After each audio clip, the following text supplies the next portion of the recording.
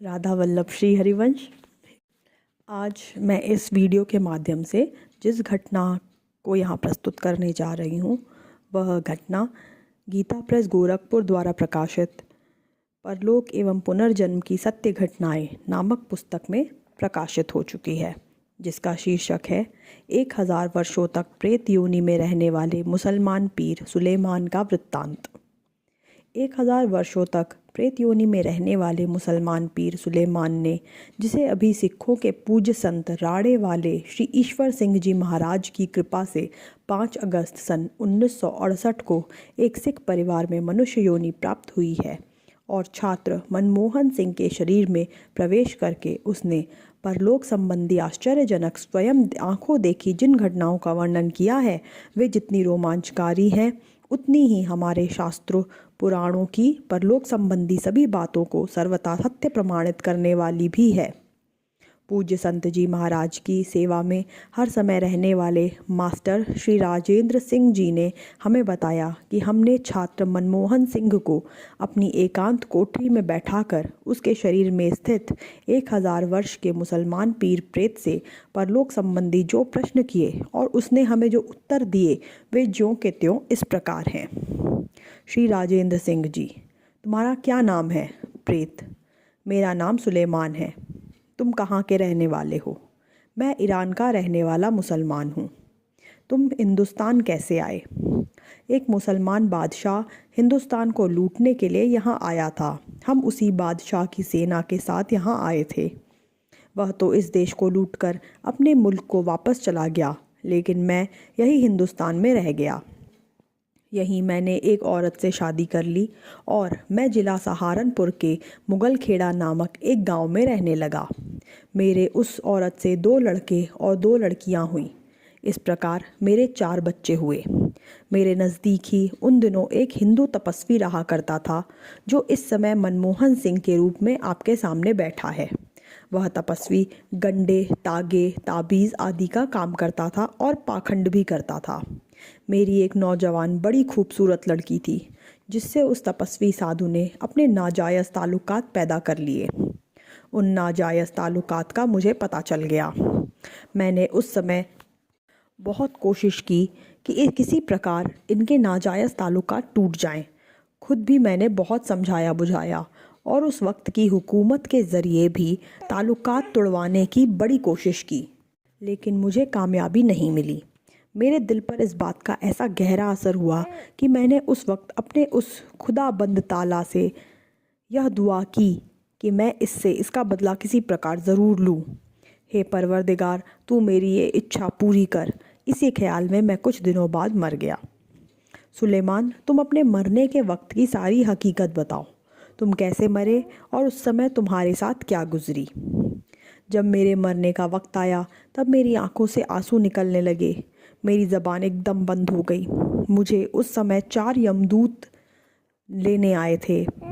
वे आकर मेरे इर्द गिर्द खड़े हो गए और मुझे बुरी तरह से मारने पीटने लगे। वे चारों दूत बड़ी भयंकर डरावनी सूरत के दिखाई दिए। मैं उन्हें देखकर बहुत डर गया। मैं इशारे करता था, लेकिन मुझसे उस समय अपनी ज़बान से बोला भी नहीं जाता था। उन दूतों के स्थूल शरीर नहीं थे, इसलिए वे किसी अन्य को दिखाई नहीं देते थे। बस वे सिर्फ मुझे ही दिखलाई देते थे। मरते वक्त मुझे बहुत ज़्यादा तकलीफ़ हुई। जैसे एक झाड़ी जिसमें कोई पत्ता ना हो, उसमें लंबे लंबे नुकीले कांटे लगे हों, उसके ऊपर बारीक मलमल का कपड़ा डाल दिया जाए और उसे बड़ी बेरहमी से खींचा जाए तो उस कपड़े का एक एक धागा अलग हो जाएगा। यही मिसाल उस समय मेरे आत्मा की है। मुझे मरते वक्त इतना घोर दुख हुआ कि मैं उसे बता नहीं सकता। यमराज के दूत जब तुम्हें धर्मराज के सामने ले गए तो उस समय रास्ते में तुम्हारे साथ क्या गुजरी? जब यमराज के उन दूतों ने शरीर से मेरे प्राण निकाले तो मेरी रूह को, जिसका सूक्ष्म शरीर होता है और वह आम लोगों को नज़र नहीं आता, उसको वे मारते पीटते ले गए। करीबन 1 वर्ष का समय लगा होगा, तब मुझे धर्मराज के सामने ले जाकर पेश किया गया। अब तुम ये बताओ कि जब तुम्हें धर्मराज के सामने पेश किया गया उस समय तुम्हारे साथ क्या गुजरी? धर्मराज के पास पहुंचने पर चित्रगुप्त नाम के फरिश्ते ने मेरी ज़िंदगी के जितने भी पुण्य पाप थे सबका सारा हिसाब किताब धर्मराज को बताया।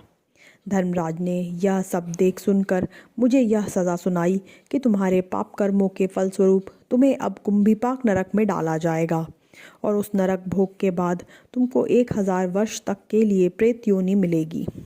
तुम्हारा वह प्रेत योनि का 1000 वर्ष का समय जब पूरा हो जाएगा तब तुम्हें जिसने तुम्हारी लड़की के साथ नाजायज़ ताल्लुकात पैदा किए थे और जिससे बदला लेने के लिए तुमने खुदा से प्रार्थना की थी, वही तुम्हें फिर से मनुष्य के रूप में मिलेगा। तब तुम उससे अपना बदला ले सकोगे। फिर तुमको और उसको कोई महापुरुष मिलेंगे, वे तुम दोनों का कल्याण करेंगे। कुंभीपाक नरक में तुमने क्या देखा?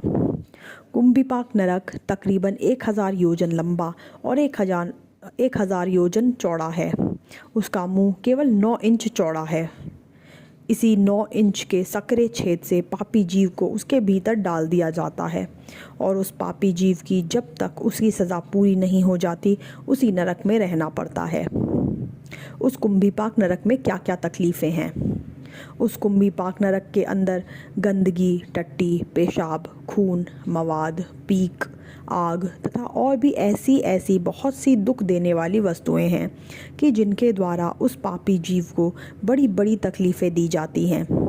कभी तो उसे पकड़कर नरक की आग में जलाया जाता है, कभी गंदगी अर्थात टट्टी के कुएं में डुबो दिया जाता है। जो परस्त्रीगामी होते हैं उन्हें पकड़कर आग में तपाई हुई लोहे की स्त्री से चिपटा दिया जाता है। इस प्रकार पापियों को वहाँ भिन्न भिन्न प्रकार की घोर यातनाएं दी जाती हैं। समय पूरा होने पर फिर उस जीव को कुंभीपाक नरक से निकालकर दूसरी योनियों में डाल दिया जाता है। कुंभीपाक नरक से निकलने के बाद तुम्हारा क्या किया गया? मुझे कुंभीपाक की घोर यातनाएं भोगने के बाद निकालकर यह प्रेत योनि दे दी गई। प्रेत योनि मिलने पर मैं अपने गांव मुगल खेड़ा में, जहां मेरी कब्र बनी हुई है, वहां जाकर रहने लगा। मेरे मज़ार पर पूजा करने वाले जो लोग आते थे, मैं उन सबको देखता था, लेकिन मुझे कोई नहीं देख पाता था। मेरे साथ वहाँ 5 पीर और भी थे। उनमें से एक प्रेत की उम्र 3500, दूसरे की 3000, तीसरे की 3500, चौथे की 5000 वर्ष की तथा 5वें की उम्र लगभग 4 युगों की है। उसे पिछले कलयुग में प्रेत योनि प्राप्त हुई थी। जिस प्रेत की उम्र 4 युगों की है, उसका कल्याण कैसे होगा? कोई महापुरुष उसका उद्धार करेगा, नहीं तो कलयुग के आखिर में जब कल्कि भगवान अवतार लेंगे तब वे उसका कल्याण करेंगे। तुम इस मनमोहन सिंह के शरीर में कैसे आए? प्रेत योनि के लिए निर्धारित मेरे 1000 वर्ष पूरे होने में कुछ वर्ष बाकी थे, तो इस लड़के मनमोहन सिंह ने, जो पिछले जन्म में तपस्वी था और जिसका मेरी लड़की से नाजायज़ ताल्लुकात हो गया था, एक दिन अचानक आकर मेरे मज़ार पर पेशाब कर दिया। मैंने इसे खूब गौर से देखा तो इसके आत्मा को मैंने पहचान लिया कि यह तो वही तपस्वी है जिसने मेरी लड़की से अपने नाजायज़ ताल्लुकात पैदा किए थे, और मैंने तुरंत यह तय कर लिया कि मैं अब इससे अपना बदला अवश्य लूँगा। मैंने झटके से इसे पकड़ लिया और इसके शरीर के अंदर दाखिल हो गया। मैंने और बहुतों को पकड़ कर मार दिया था, पर इसे इसलिए नहीं मारा कि इसके द्वारा मेरा उद्धार होना था। अब 7 साल से मैं इस लड़के मनमोहन सिंह के शरीर के अंदर रहता हूँ, और अब वह समय आ गया है जो धर्मराज ने मेरी और इसकी मुक्ति के लिए निर्धारित किया था। उनकी सभी बातें सत्य सिद्ध हो रही हैं। मैंने इसे खूब सताकर इससे अपना बदला भी ले लिया है, और अब हमें संत जी का मिलाप भी हो गया है, और अब हम दोनों का ही कल्याण होने वाला है। इंसान का कल्याण कौन से भजन से हो सकता है? अपने अपने गुरु का दिया हुआ भगवान का नाम जपने से इंसान का कल्याण हो जाता है। धर्मराज कैसा था? धर्मराज बहुत ही खूबसूरत था। उसके सफ़ेद लंबी दाढ़ी थी और सिर पर केश भी थे, और वह बड़े रौब और जलाल वाला था। उसका शरीर सूक्ष्म और बड़ा दिव्य था उसमें अपने शरीर को पलटने की भी ताकत थी। प्रेतों की क्या खुराक है और वे क्या क्या खाते पीते हैं? प्रेत हड्डियाँ चूसते हैं, खून पीते हैं और गंदगी खाते हैं तथा लकड़ी के बुझे हुए कोयले खाते हैं। यही उनकी खुराक है। तुम प्रेत लोग कहाँ पर रहते हो? हम खंडहर में रहते हैं और पेड़ों के ऊपर लटकते रहते हैं। खूब चिल्लाते हैं, चीखते हैं, पुकारते हैं, लेकिन हमारी आवाज़ कोई नहीं सुनता। हमें भूख प्यास भी खूब लगती है और हम लोग बहुत ही दुखी रहते हैं। तुम्हें प्रेत योनि क्यों मिली? मुझे प्रेत योनि इसलिए मिले कि मेरे पाप बहुत भयानक थे। मैं गंडे ताबीज बनाने, बेचने और झाड़ फूँक का काम करता था। भूत प्रेतों को निकालने का झूठा धंधा भी करता था और सच झूठ बोलकर लोगों से पैसे लूटता था। इसी काले इल्म की वजह से मुझे यह प्रेत योनि मिली।